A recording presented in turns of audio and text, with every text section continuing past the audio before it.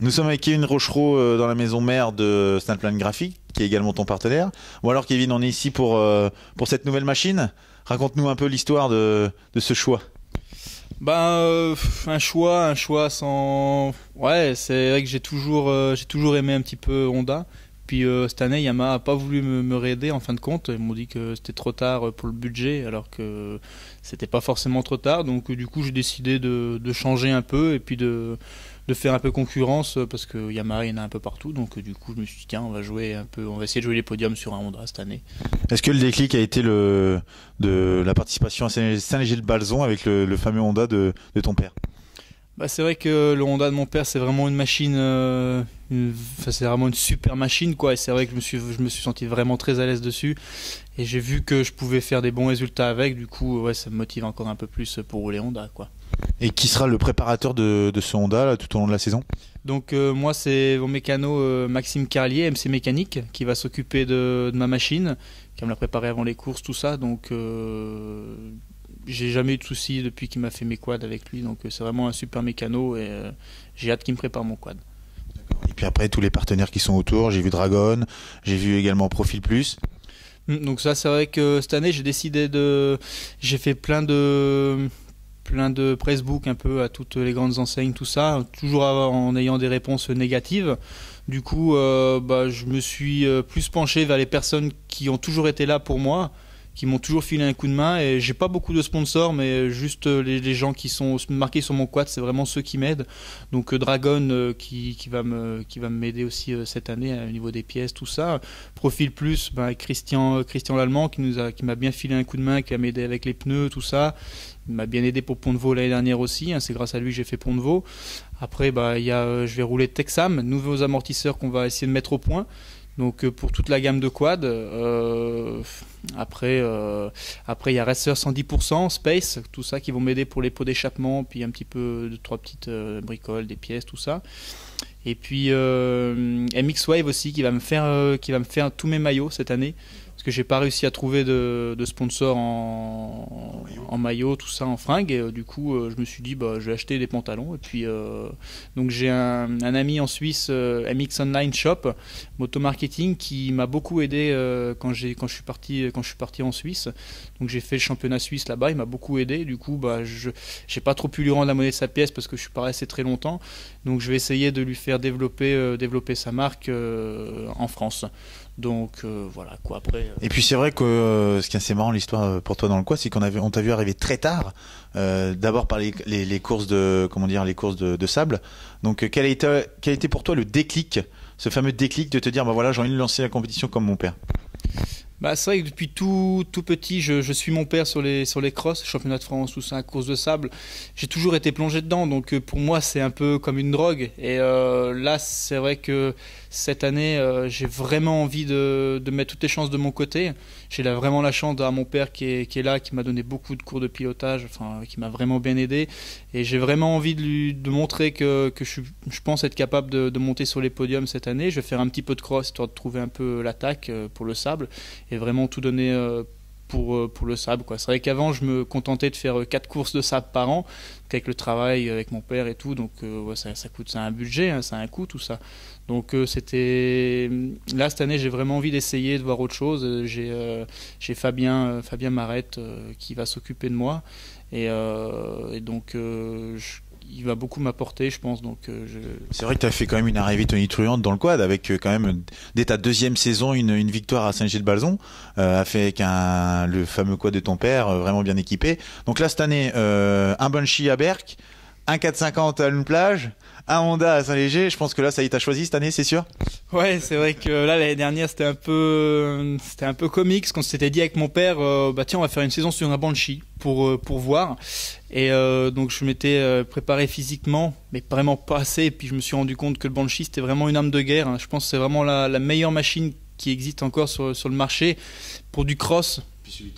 Et celui de mon père en plus, c'est vraiment une machine de fou. Donc sur un terrain de cross, je pense que je suis plus rapide que sur du sable. À Berck, j'ai Je me suis vraiment déçu parce que j'ai vraiment donné pas une mauvaise image du Banshee, mais je m'attendais beaucoup à mieux. Donc je fais 15 au général. J'étais vraiment, vraiment déçu. Alors que l'année dernière, j'ai joué dans les 3 premiers avec mon 450. Donc du coup, on a fait Berck avec le Banshee. Après Fabien m'a prêté une machine pour faire Lune Plage, un 450 YFZ-R.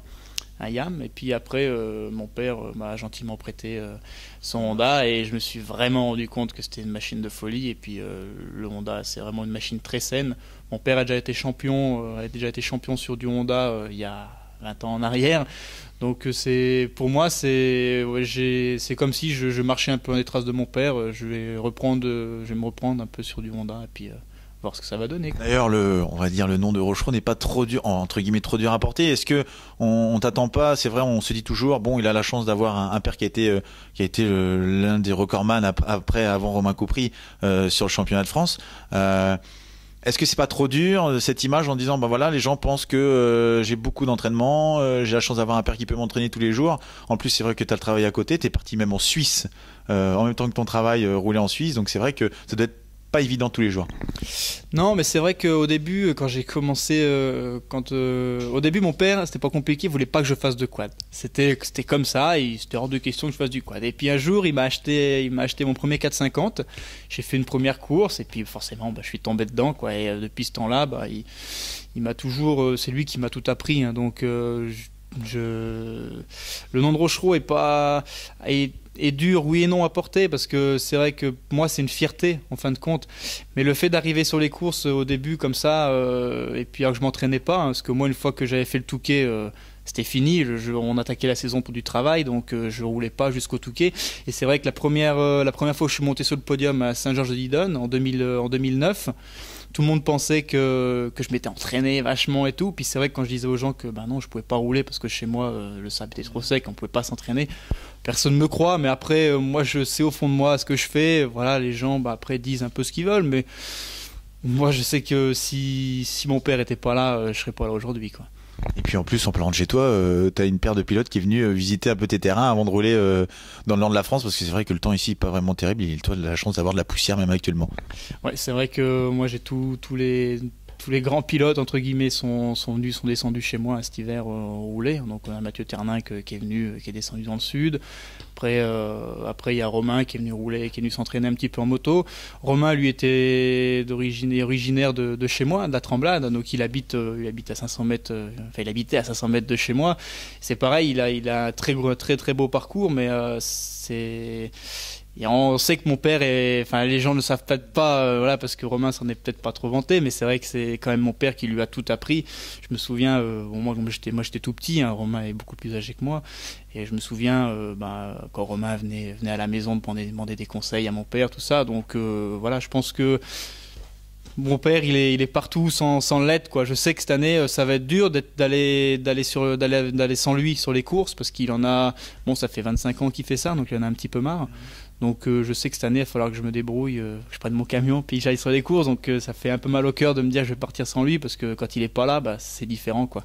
Et là, quel programme là pour 2013, un programme chargé? Alors oui, c'est vrai que je suis passé, un coup je devais faire ça, un coup je devais faire autre chose, donc on s'était dit tiens, on va faire le GNCC. Du coup vu que l'été je travaille, je peux pas me permettre, on s'est dit non, l'été il y a du GNCC, il y a 2-3 courses en GNCC l'été, donc je peux pas. Après on s'est dit qu'on allait faire le Grand Est, donc là Domar a été annulé, et puis ça fait beaucoup de trajets, tout ça, ça coûte très cher, donc je vais pas pouvoir suivre tout le Grand Est. Je vais faire quelques endurances. Et par contre, je vais faire le championnat de France d'endurance entièrement. Et puis après la saison sable, quoi, qui va reprendre assez rapidement au mois d'octobre. Très motivé pour la saison sable avec cette nouvelle machine. C'est vrai que elle a l'air très bien préparée. Je pense que tu vas même prendre encore plus de temps pour la préparer vraiment, qu'elle soit performante. C'est vrai que les courses de sable demandent beaucoup d'exigences. Donc c'est vrai que le Honda, et je pense qu'avec le couple du moteur Honda, c'est peut-être un avantage dans le sable. C'est vrai que le moteur du Honda est vraiment très coupleux. Il marche fort déjà d'origine, et c'est vrai que Dragon m'a équipé une super machine. Donc à mon avis, ça va être vraiment un super quad pour le sable. Ouais. Et puis alors, comme tu nous l'as expliqué tout à l'heure, tu arrives avec des nouveaux amortisseurs. Alors quelle est la particularité de cette nouveauté ? Alors en fin de compte, pour la petite histoire, hein, c'est mon père a su un jour que dans le village d'à côté de chez moi, il y avait un monsieur qui faisait des amortisseurs, et donc Thierry, et il a été faire un amortisseur un jour là-bas. Puis en fin de compte, on s'est tout de suite bien entendu et tout, vu qu'il connaissait mon père de par son nom, et là, hop, puis ça a accroché tout de suite. Et puis moi, quand j'ai commencé à faire des courses, mon père m'a dit, bah tiens, va faire réparer l'amortisseur à tel endroit. J'ai discuté un peu avec Thierry et tout, puis du coup, il a voulu m'aider. Donc l'année dernière, j'ai roulé avec 3 Texam sur mon quad, sur le 450R.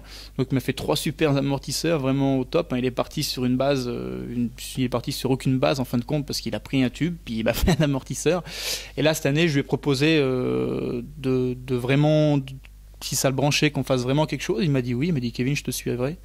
Donc du coup, j'attends mes 3 amortisseurs là qui vont arriver et qui j'espère je les aurai pour la première manche championnat de France d'endurance le 31 mars. Et puis, quel est ton rythme d'entraînement? C'est vrai qu'avec le boulot, ça va pas être évident, mais on va dire sur un mois. Alors c'est très dur parce que j'ai pas de quad d'entraînement et en fin de compte, là depuis le Touquet, donc j'ai roulé que 2 fois. Donc je m'entraîne pas beaucoup. L'entraînement, bon, voilà, le quad ça coûte cher tout ça, donc j'essaie de faire du physique. Là cette année, je me suis vraiment motivé, je me suis fait tout un petit programme que j'essaie de suivre et vraiment de me mettre dedans. Donc je fais un petit peu de tout, quoi. Je travaille un peu le cardio, un peu la muscu, puis voilà, puis on verra où ça va nous mener, quoi. Je pense que si la motivation est là, tout joue dans la tête, donc on verra bien ce que ça donnera. Ton aventure suisse, alors c'est vrai, ouais, t'as peut-être pas brillé entre guillemets en France avec le Banshee, mais en Suisse, je pense que ça a très bien marché. Bah, en Suisse, c'est vrai que au début, donc j'ai roulé, je me suis fait un prototype. En fin de compte, j'ai mis un moteur de 300 gaz dans un 450 YFZ, un quad avec un Yamaha carbu. Ça a pas trop bien fonctionné, il y a des trucs qui n'étaient pas au point, donc je me suis pointé à la première manche championnat suisse, j'ai fait une manche, je fais 6, j'ai tout cassé, j'ai tout pris, j'ai tout cassé. Du coup, j'avais plus de quad pour finir ce championnat. J'ai Christian l'Allemand qui m'a gentiment prêté un de ses quads pour faire une manche, donc je suis monté dans le nord chercher son quad, il me l'a prêté et tout. J'ai gagné la deuxième manche du championnat suisse, j'ai gagné les 2 manches avec, et puis donc après je lui ai rendu sa machine. Puis après, entre-temps, je suis redescendu en vacances chez moi. Et puis, comme ça fait longtemps que j'avais pas eu mon père, il a été très gentil avec moi. Et puis, voilà, merci papa. Et il m'a gentiment prêté son Banshee. Et avec lequel j'ai tout gagné. En fin de compte, j'ai réussi à gagner toutes les courses en Suisse. Donc, avec le Banshee, j'avais jamais roulé. J'étais dans la boue et tout, un truc de fou. Et, c'est plus ferré ou il y a quand même des beaux terrains de cross? Il y a des très beaux terrains de cross. Mais moi, j'ai fait un championnat MXRS où, en fin de compte, c'est que des terrains naturels. Voilà, dans les plaines, tout ça. Donc c'est des sauts naturels. Il y a rien de. Ils font 2-3 petits appels de sauts comme ça, des tables et tout, mais sinon c'est dans les prairies, dans les champs, tout ça, et c'est vachement vallonné, c'est super beau. C'est des belles courses et j'ai réussi. Pourtant moi et le cross, hein, ça fait un peu deux, hein, ça parce que j'ai fait que du sable, mais et là j'ai réussi avec le Banshee à tout gagner. Et c'est vrai que là je me suis rendu compte que c'était vraiment une machine.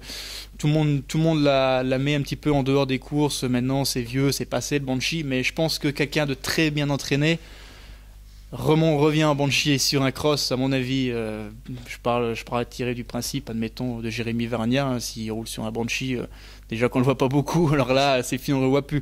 Je pense que même mon père, ça me ferait vraiment plaisir. Et c'est dommage qu'il ait des problèmes de dos comme il est maintenant. Mais il a encore un très bon fond. Et je suis sûr que s'il s'entraînerait, s'il prendrait le temps. Et je serais le premier à aller avec lui sans rouler, juste à aller avec lui à l'entraînement pour le voir et puis le booster un peu. Je suis sûr qu'il serait pas ridicule avec son Banshee à revenir sur une course de championnat de France élite. Et puis on t'a également vu aux fameuses 24 heures de Guiberville, où même tes coéquipiers, quand je les avais contactés, qui me disaient on ne comprend pas ce que fait Kevin parce qu'il roule plus vite que nous dans le défoncé que quand c'est plat. Alors cette expérience doit être assez spéciale parce qu'en plus tu ramènes la plaque de numéro 1. C'est vrai que la première année, ça s'est passé un petit peu, c'était spécial parce que du coup, j'ai commencé un peu à prendre contact avec Arnaud Humbert. Il m'a appelé, machin, on devait faire 2-3 courses ensemble, du coup ça ne l'avait pas fait. Puis un jour il m'appelle, il me fait « Ah Kevin, il faudrait que tu viennes faire Guiberville avec nous et tout. » Je dis « Ouais, mais c'est du cross et tout. » « Non, c'est pas du cross, c'est un peu du sable. » Et bon je dis oui, pourquoi pas, faut que je voie et tout. Et puis il a donné mon numéro à Christian et Christian m'a appelé et puis tout motivé, il fallait absolument que j'aille rouler et tout. Mais je lui dis écoute Christian, j'ai pas de machine, je peux pas. Et encore là, il a été là, il m'a prêté son quad et tout, donc il a fait beaucoup quand même pour moi. Il m'a prêté sa machine, tout ça, et puis je me suis pointé là-bas un peu avec mon sac, et puis j'ai roulé et je me suis vraiment bien amusé. C'était la folie. Puis c'est vrai que tout le monde était impressionné. Après, parce que j'allais très vite apparemment dans le défoncé. Au bout de 24 heures de course, apparemment j'aurais fait le meilleur temps au tour. Hein. Mais bon, après c'est vrai que j'ai toujours fait que du sable en fait chez moi. J'ai la chance que mon père a un très grand domaine et puis avec un terrain de sable dessus qu'on se sert. Donc l'été on s'en sert pour travailler. Donc l'été je ne peux pas rouler sur le sable parce qu'on s'en sert pour la location de quad. Et il n'y a que l'hiver à partir du mois de début novembre quand il commence à pleuvoir que je peux commencer à rouler dessus. J'ai toujours fait que du sable, donc j'ai toujours roulé dans le défoncé en fin de compte. Et c'est vrai que maintenant moi, quand je vais sur un circuit, que ce soit sur une course de sable ou quoi, j'ai hâte que ça se défonce parce que je sais que c'est là où j'arrive à faire la différence. Sur le plat, je suis pas très fort, mais quand ça se défonce, j'arrive à sortir mon épingle du jeu. Et puis bon, on parle quand même de Christian Lallemand qui t'aide beaucoup et qui, on l'a vu quand même à Pont-de-Vaux, ramène Las Vegas parce que quand il nous fait un stand, il ne fait pas les choses à moitié. Non, c'est vrai que Christian, quand il va quelque part, on sait qu'il est là. Puis c'est vraiment un super type. Moi, je sais que à Saint-Jory, quand j'ai fait une manche championnat de France d'endurance il y a 2 ans. J'étais dans le parc et puis j'entends quelqu'un qui se met à crier, à parler en anglais comme il aime le faire. Puis je me retourne, je dis qui c'est celui-là qui parle, qui gueule comme ça. Bon, et puis m'a fait rire sur le coup. Puis c'est vrai que c'est après qu'il m'a appelé pour rouler à Guiberville et je l'ai rencontré et super sympa. Puis c'est vrai que quand il fait quelque chose, il le fait pas à moitié. Il est toujours là. C'est vraiment quelqu'un de très passionné et puis il est adorable quoi. Donc du coup c'est vrai qu'il m'a appelé pour faire Pont-de-Vaux et tout et je m'attendais pas à ça. Moi je dis on va avoir une tonnelle, voilà quoi. Et puis c'est vrai qu'on est arrivé, c'était Las Vegas quoi. Donc c'était vraiment de la folie. C'est un immense plaisir de rouler pour lui. À Guiberville c'est pareil, on s'est arrivé à la grande tonnelle et tout, le frigo machin, c'était vraiment c'est incroyable quoi. Ouais exactement, c'est bonne ambiance, meilleures conditions, c'est vraiment bien marré, c'était royal quoi. Et donc là cette année côté endurance, grosse endurance, Pont-de-Vaux. Non, c'est vrai qu'il y a eu 2-3 petits trucs qui se sont passés durant la saison sable. Du coup, Pont-de-Vaux, je ne pense pas que je vais y mettre les pieds. À moins que, mais Pont-de-Vaux, c'est une course qui coûte très cher.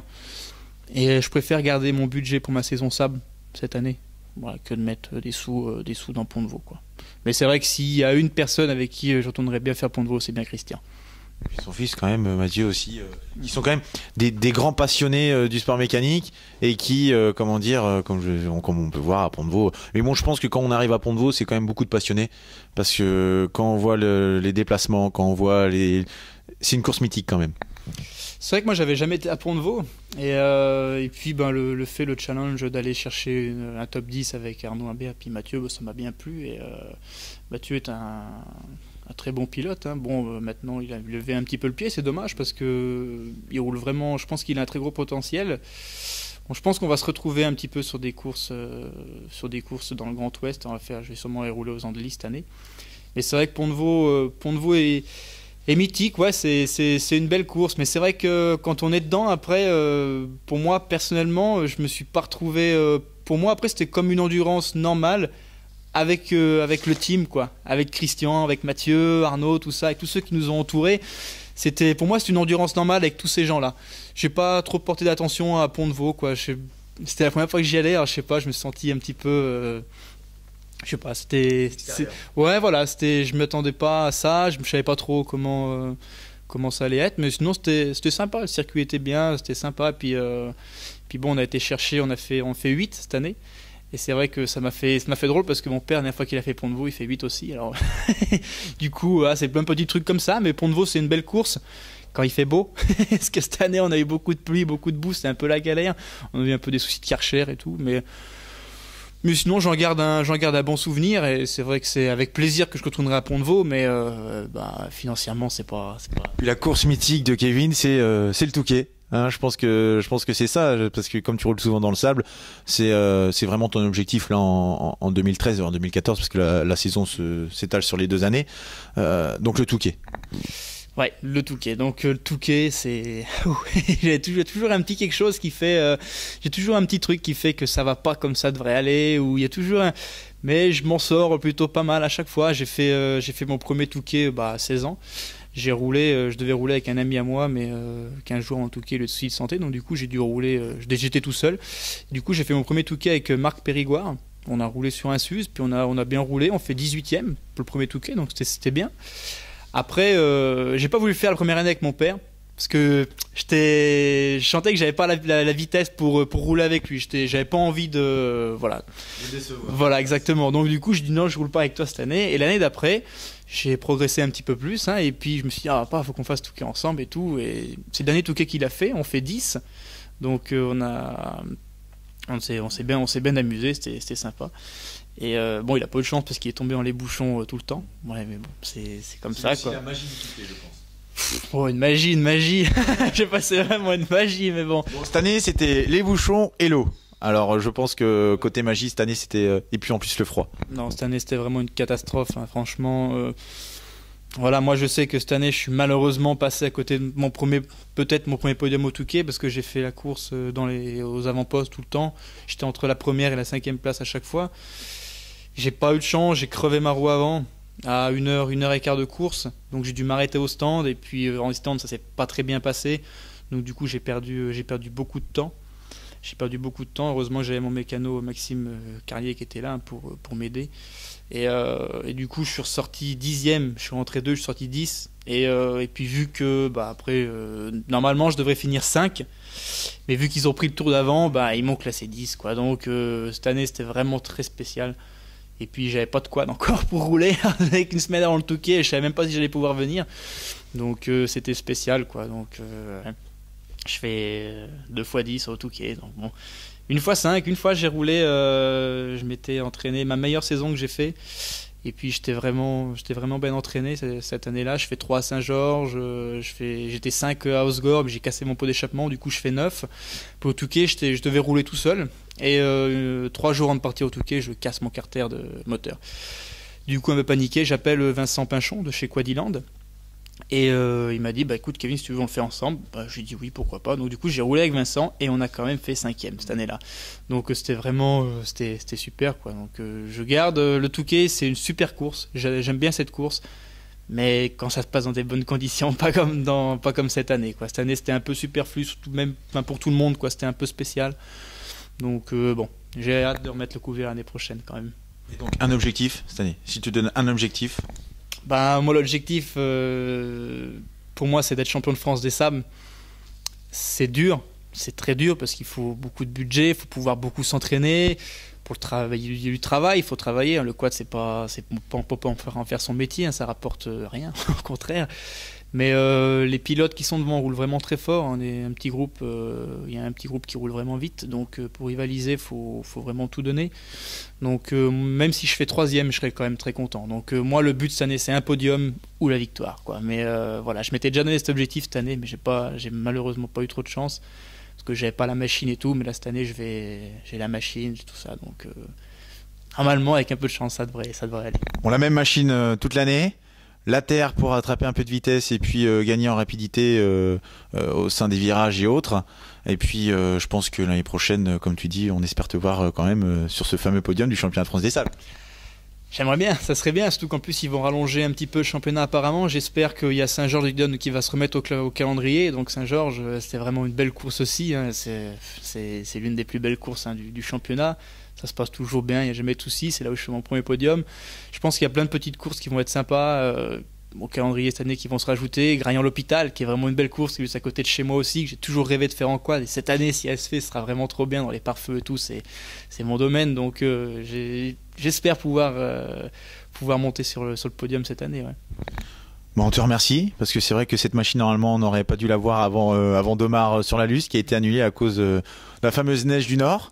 Donc on te donne rendez-vous donc à la prochaine manche du championnat de France d'endurance, même également aux Andelys.